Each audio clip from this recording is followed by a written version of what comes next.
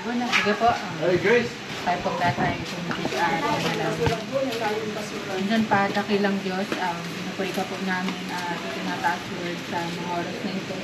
Salamat po, Lord, sa pagkakataon na ito, Panginoon, na pinagkalog mo po sa amin na makapag-fellowship po ang family, Lord God.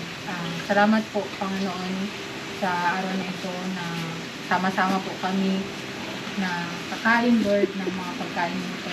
Salamat po sa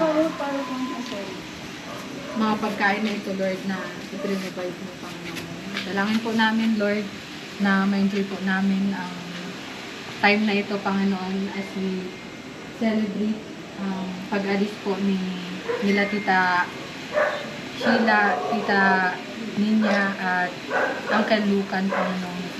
Dalangin ko po, Lord, na kung paano mo po sila iningatan sa pagbiyahe nila dito papunta ng Philippines. Ganyan din, ingatan mo po sila, Panginoon, sa kanilang biyahe pabalik sa Amerika, Lord God. At we pray, Lord, na i-bless mo po sila, Panginoon. Ganyan din yung pagkain na ititik namin. Ma-enjoy po namin ito, Panginoon Jesus. At ma-enjoy po namin yung fellowship na sa bawat isa, Panginoon. Minsan pa, Lord, sa ilang po namin ibinabalik ang pinakamataas na papuri, pagdakilat at salamat sa tanging pangalan ni Jesus. Amen. Ay, picture ko kayo. Picture tayo muna na. Yan. Kasi mamaya. Delikado, wala akong sinasabi. Ay, galing sa kanya. Picture tayo na.